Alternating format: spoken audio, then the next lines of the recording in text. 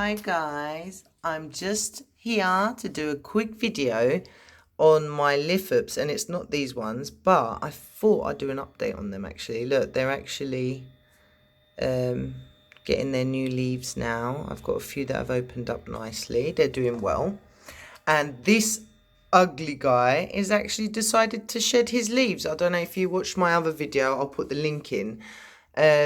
This guy was really wrinkled. I watered and watered him and it didn't make a difference.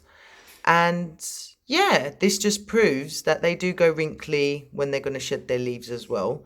And as you can see, the Lithop inside is nice and firm and it's not wrinkly. So yeah, he was just shedding his leaves.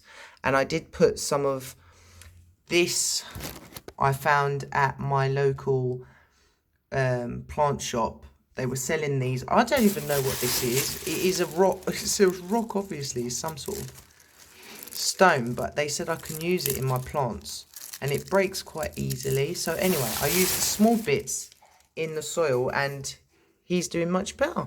He's happier. So I've got these two guys. They're tiny little babies and they're actually shedding their leaves.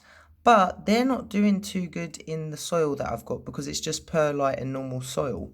So I'm going to do a quick video on just re-thinging them. Look, they're not even, look at their roots. Poor thing. They're not happy in there. So all I'm going to do is just add some of these stones into the soil and that's it. So let's do it.